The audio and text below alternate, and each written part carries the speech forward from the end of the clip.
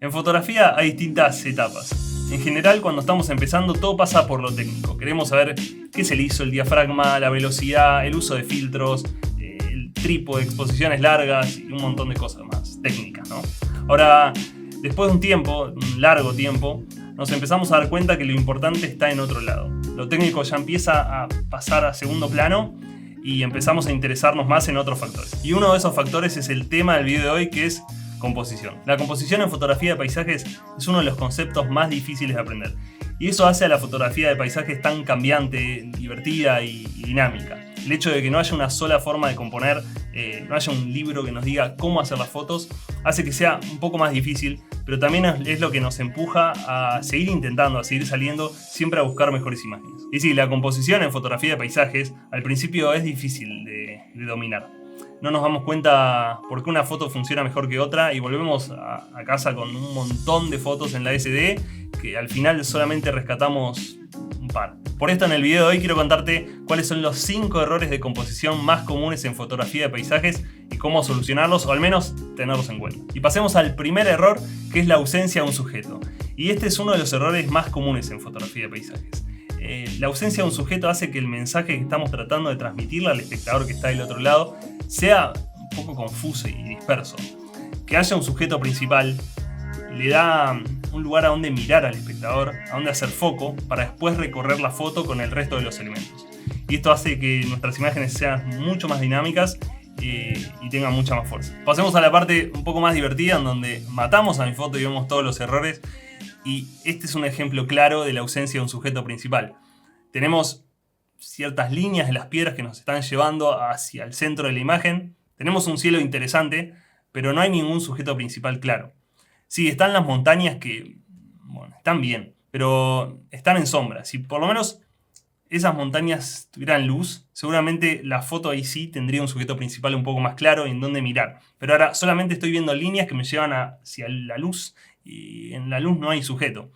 Entonces creo que bueno, este es un ejemplo clarísimo de la ausencia de un sujeto principal, donde creo que todo está bastante balanceado. Está bien, si bien las piedras no son muy interesantes, creo que está bien, funciona. Si hubiese algo a donde mirar ahí en el plano medio, sería mucho más interesante.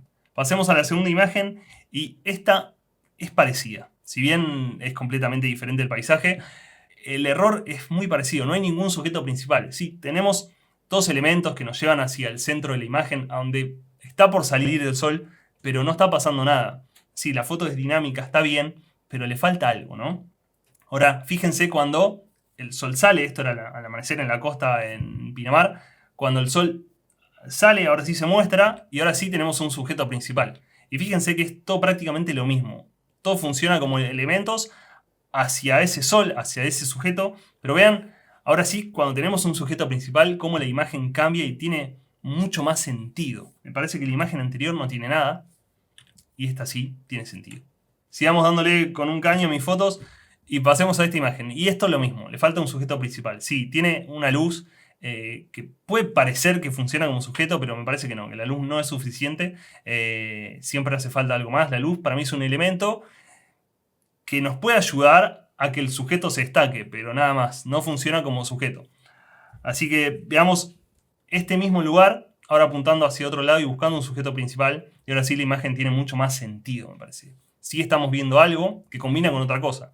El bote semi hundido combina muy bien con las piedras en el primer plano. Y esta imagen fue una de mis primeras fotos con trípode, donde estaba empezando a jugar un poco con el movimiento de las olas, las exposiciones un poquito más largas. Y si bien yo veía en la cámara que la foto estaba buena, no me daba cuenta bien por qué funcionaba más esta que la foto de la luz.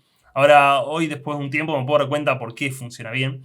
El barco se balancea muy bien con el primer plano. Si estuviese solamente el barco, probablemente la foto se caería para un lado. Ahora, si estuviesen solamente las piedras, la foto no tendría sentido directamente. Ahora, que estén las dos cosas y las dos cosas se complementen, funciona muy bien y hace que la foto tenga, bueno, ahora sí, mucho más sentido que con uno solo de los elementos o la foto esa que habíamos visto antes que era malísima de la luz. Pasemos ahora al segundo error, que es paisajes amplios. Y este es uno de los más comunes y uno de los que más cuesta dejar de cometer. En fotografía de paisajes en general queremos lentes angulares, queremos mostrarlo todo, desde lo más lejano a lo más cercano, lo importante y lo no importante, y si hay una luz espectacular, mejor. El problema es que al querer abarcarlo todo, muchas veces no terminamos abarcando nada.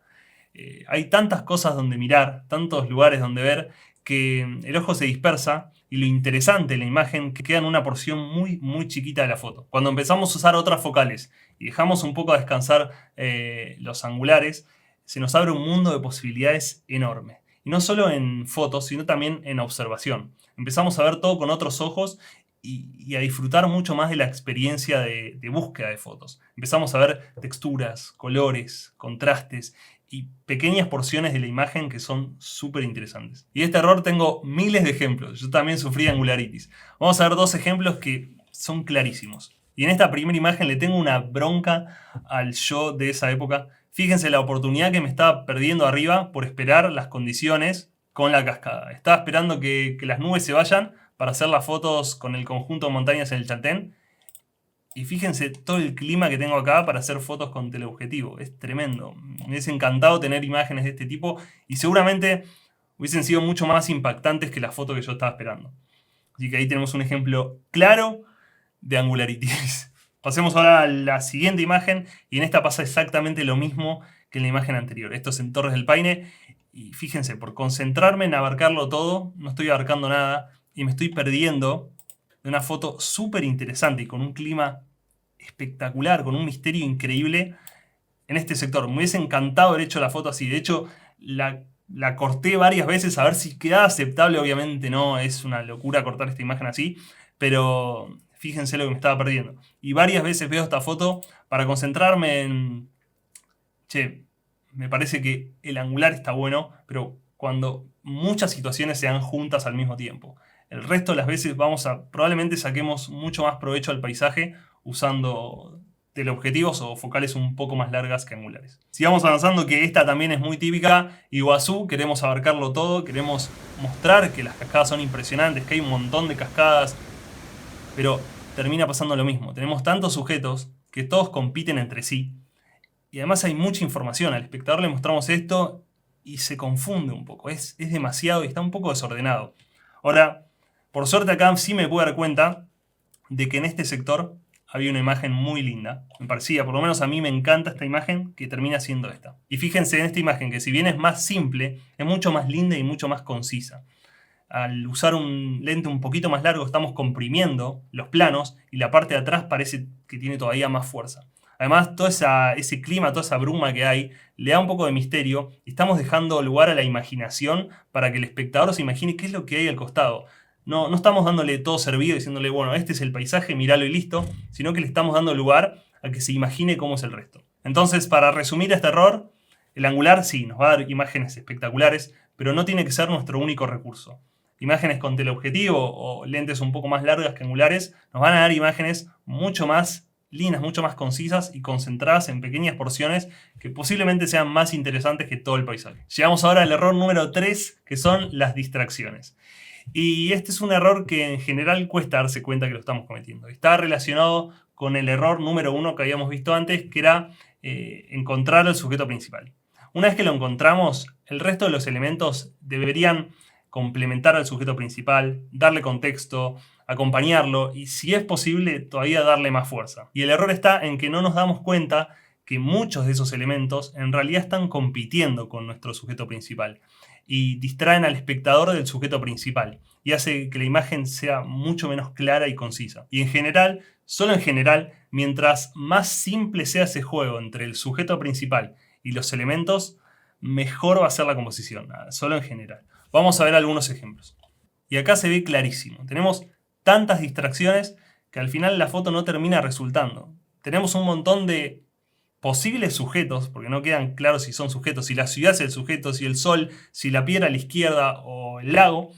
Pero también hay muchos elementos, muchos pastos que cruzan por el medio, tenemos árboles en el plano medio que tapan el lago, el sol que está prácticamente a la misma altura que la piedra. Son muchas distracciones que complican a la foto, la hacen demasiado cargada. Ahora veamos lo que pasa cuando nos concentramos en bajar esas distracciones y hacemos solamente el juego entre sujetos y elementos y quedan fotos mucho más simples y mucho más claras. Tenemos unas líneas que nos guían hacia el sujeto principal y ya está. Sí, también hay una diagonal de nubes que queda muy lindo con el horizonte y la otra diagonal hacia abajo del médano, pero el juego principal está entre las líneas y el sujeto, nada más. No hay muchas más distracciones que lleven la mirada hacia distintos sectores de la imagen. Entonces, cuando nos encontremos con paisajes complejos como los que habíamos visto antes, tratemos de acotar un poco y concentrarnos primero en cuál es el sujeto para después combinar todo el resto de la imagen con ese sujeto principal. Pero no hagamos que los elementos distraigan o compitan con nuestro sujeto. Y llegamos al cuarto error de composición en fotografía de paisajes, y este es misma perspectiva. Y a lo que me refiero con esto es hacer siempre las fotos lo más cómodo que podamos. Levantar el trípode hasta la altura de nuestros ojos, o ni siquiera sacar el trípode y disparar a la misma altura, sin agacharnos ni siquiera. Y lo que estamos haciendo es que el equipo trabaje para nosotros, para que nosotros estemos cómodos.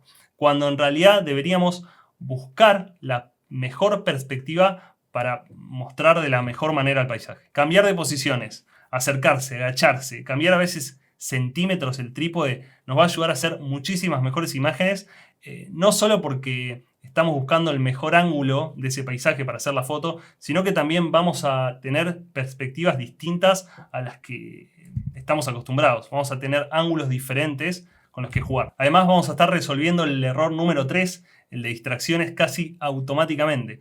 Al no tener el limitante de perspectiva y posiciones, vamos a poder eliminar las distracciones de manera mucho más fácil. Tengo acá un ejemplo que es clarísimo, vamos a verlo. En esta imagen justamente dice la más cómoda. Ni bajé el trípode, miré la cascada, dije, bueno, supongo que con angular va a quedar bien. Y obviamente no quedó para nada bien. Ahora me agaché, me puse incómodo. Había una cascada un poquito más adelante acá. Ahí sí, me concentré en agacharme, en estar un poco más incómodo y la imagen salió, ahora sí, mucho más linda. Y fíjense que lo que estoy haciendo básicamente es bajarme, acercarme mucho a esa cascada y eliminar todas las distracciones que están en el fondo y alrededor de esta cascada de piedras. Entonces, resolviendo el error número 4, que es el de las perspectivas, liberándonos de esa limitante, ahora vamos a poder también resolver el error número 3. Acá atrás había un montón de piedras y ramas y árboles. Fíjense lo simple que queda la foto solamente concentrándome en la luz y en la cascada. Vamos a ver otra imagen. Me había olvidado que tenía este ejemplo. En esta cascada, si bien la imagen está bien, esto es en Chile, si bien la imagen está linda, me parece que está bastante simple, agachándome y acercándome mucho a la cascada, pude lograr, creo que una imagen todavía más linda, con más sentido. Y fíjense otra vez, el juego del sujeto principal y el elemento, creo que combina mucho mejor. Pasemos ahora al quinto error, que son las reglas de composición. Y sí, lo vamos a ver como error.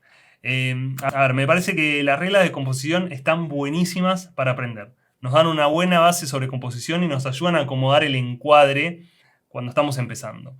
Además, nos dan un buen acercamiento a las teorías de composición y sí, son muy útiles, pero para aprender. El problema empieza cuando tomamos esas reglas como palabra mayor, como única forma de componer, y hacemos siempre las fotos basadas en esas reglas. Ponemos los horizontes en las dos líneas horizontales, o los sujetos y elementos los ponemos en los 4 puntos de interés, y todas nuestras fotos son basadas en reglas. Y sí, hablo de la famosa regla de los tercios. En mi caso no soy muy fanático de las reglas. De hecho, conozco muy pocas. Y esto porque me parece que pasada una primera etapa, tenemos que empezar a jugar un poco más libres, ir probando distintas composiciones y ver qué funciona mejor para cada situación. Si hay que centrar el sujeto, poner el horizonte en el medio o romper alguna otra regla, lo hago si creo que es lo mejor para esa situación. Vamos a ver algunos ejemplos que me parece que van a quedar claros de por qué no uso las reglas. Vamos a ver, por ejemplo, en esta imagen. La verdad es que yo no seguí ninguna regla. Me pareció que estaba bueno el contraste de luz, la diagonal de luz, le da un poco más de dinámica que sea diagonal. Aparte era como lo estaba viendo. Perfecto, me parecía que estaba bien, listo. Acá centré el sujeto, el horizonte está en el medio, no pasa nada. Acá creo que tampoco hay alguna regla que diga que hay que hacer esto. Perfecto. Acá también el sujeto está centrado, no hay nada en los puntos, o al menos están estas ramas que en realidad es un marco hacia el sujeto, nada más. Acá lo mismo. Acá también el sujeto está casi centrado. El horizonte aplicaría, pero nada más. Acá lo mismo, sujeto centrado. y demás. Entonces, para resumir y darle un cierre a este error, las reglas de composición están buenísimas para aprender. El problema está cuando solamente usamos las reglas para hacer nuestras fotos. Me ha pasado más de una vez que en algún lugar me han criticado la imagen porque no estaba dentro de los puntos de interés o el horizonte estaba centrado y demás. Cuando me parece que hay cosas mucho más importantes que ver en una imagen y en el contexto del paisaje que una regla de composición. Y ahora sí, terminamos con los 5 errores. Comentame abajo si coincidís con alguno de los que vimos hoy, si crees que hay alguno más importante a considerar y si cometés los mismos errores y las mismas macanas que me mando yo constantemente. Si te gustó y te sirvió de algo el video que vimos hoy, considera dale suscribirte. De este lado te dejo ahí mi cara para que te suscribas. De este lado te dejo el video que vimos hace 15 días sobre cómo crear misterio con Lightroom. Así que nada más. Muchísimas gracias por estar del otro lado y nos vemos en unos días.